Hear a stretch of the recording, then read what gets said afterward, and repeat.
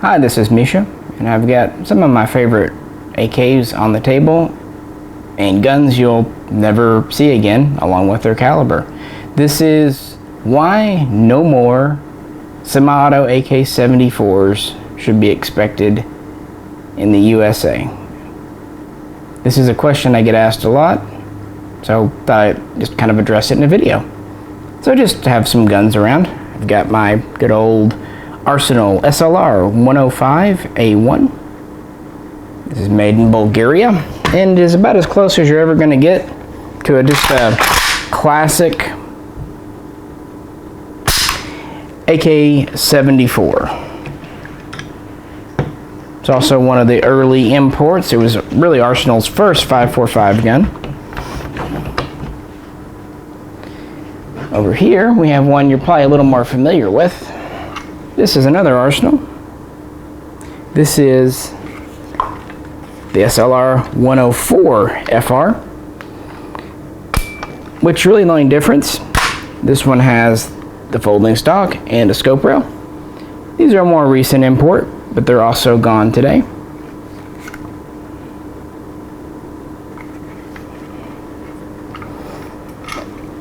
Over.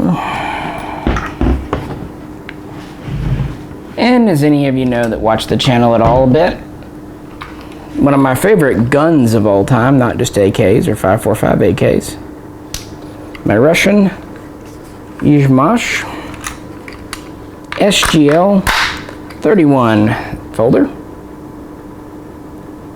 And these have been prohibited from importation since 2014. All of these guns are AK74 timbered for 5.45 by 39. This is an AK74M semi-auto.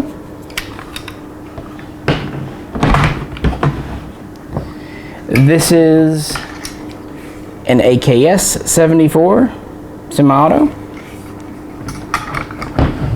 And as I said, this is a semi-auto of the original. Now this isn't going to be a history video. This is why really no more are coming in. To begin with, not many nations actually adopted 5.45 by 39, unlike 7.62 by 39, which really became not just widespread in the Warsaw Pact, but all around the world.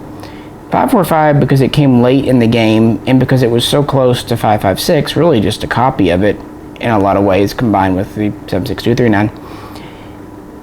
It didn't really get adopted. It was only manufactured in Russia, Romania, Bulgaria, Poland, East Germany, China for export only, they never adopted it themselves, and North Korea.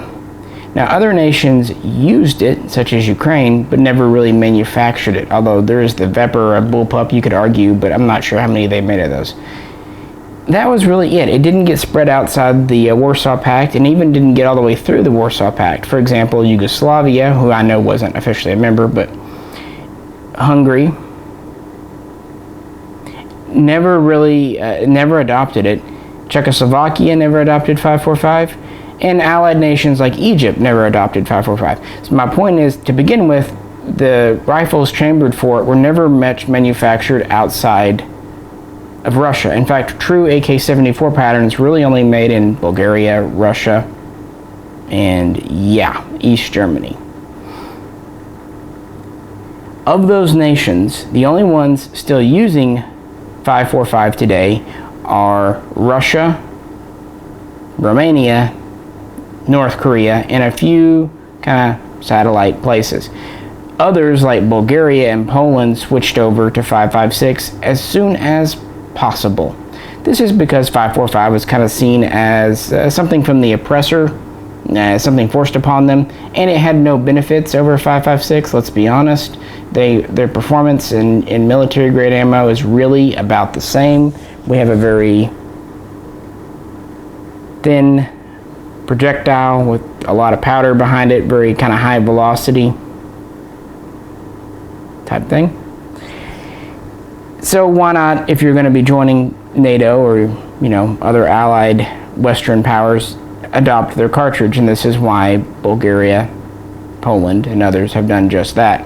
Romania would probably honestly like to, except financing may not be there to completely re-equip, although their special forces do use 5.56 guns. So we don't have many, if anyone, except Russia these days, making new production 5.45 guns, which means who's going to make semi-autos? It's not going to be Poland for sure. They only made the Tantal. They only made about 25,000 total guns in 5.45. They axed it, declared it obsolete as soon as possible. Not going to happen. Romania actually hasn't been making their gun, the PA86, in a number of years either. Now, they probably would make another run of WASR2s if an American company ordered them, but it would have to be a large order, several thousand guns, both to keep the cost reasonable and to get Cugir to, you know, reconfigure an assembly line to do them. And Century has not been interested in anything but 7.62 guns. They also dropped the 5.56 WASR3 back in 2013. So it doesn't look likely that more will come in from Romania. China, those guns are banned, so even if China wanted to make them, they couldn't. And North Korea, do I need to explain why that's not happening? And even if Ukraine manufactured guns today in that caliber, which they don't, they've switched over to more modern guns, they're under sanctions much like Russia. And see, Russia was really the only good place to get 5.45 guns. But first, Izhmash were sanctioned in 14, and then in 17, Molots were sanctioned. So that was it. That was our big source of new 5.45 guns. Now, there are parts kits, of course, but they need U.S. barrels and receivers because of restrictions on imports. And they're drying up. The old guns, because not as many were made as on the 7.62 guns, the parts kits are just drying up. So what can you do? No one wants to make them. Bulgaria is not interested. Trust me, it took forever to get the 104 FRs and URs made.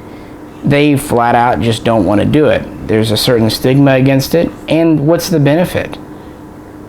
5.56 is at least equal, if not superior, and really I would argue in America it's superior because where, you know, 5.45 you can try to find some surplus 7 and 6 still, but that's also banned, or you can find new production stuff like Wolf and Silver Bear, but that is coming from Russia, and there's only a couple of different types, whereas 5.56, 223, how many loadings are out there, from utter plinking rounds to suppressor ready rounds to match grade rounds? There are so many options, and you can walk into any sporting goods store and even most Walmarts and pick up 223 5.56, whereas 5.45 you mostly have to order online. The fact of the matter is the popularity of 5.45 in America was because ammo was a dime a round, 10 cents a round, thanks mostly to the surplus 7 and 6. Those days are over. Even without sanctions, they would not have lasted forever. Now 5.45 is about the same price as anything else, and also harder to find. The general interest just isn't there. People have moved on. This will increasingly become a niche caliber and interest. And there's just no hope except a slim one from Romania for new guns to come in. So without new guns, who knows about the ammo situation? Now, I don't think 5.45 ammo will just disappear, although having a few thousand rounds wouldn't be bad. I do think prices will go up a little bit, and it might get a little harder to find, but I think there are enough guns chambered for it in America. There are several tens of thousands, maybe hundreds of thousands. So with that big of a market, there will always be some company, be it American or foreign, that will bring, manufacture, and sell the ammo here because there's a market. I mean, I've got guns in my collection that there's only, you know, a few hundred, maybe a few thousand in America, and they fire a unique round, and you can still find ammo for them, or worst case, reload. It might be expensive, but it's still available. People also worry about parts on these. Okay, if guns aren't coming in, what about parts? I wouldn't worry about this either.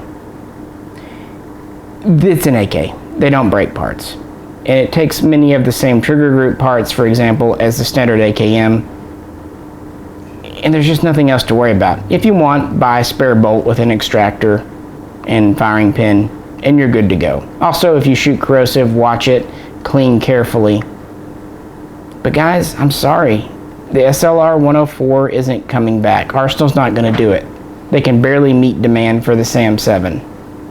They're not going to split their production with a gun that's a niche item. Yeah, people want it right now, but that's because they can't get it.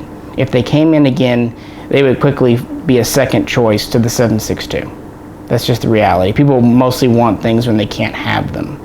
And of course, the Russian guns, I'm sorry guys, they're not lifting the sanctions on Molot or Izhmash. They sanctioned China 25 years ago. Those are still in place. Relations with Russia really haven't improved.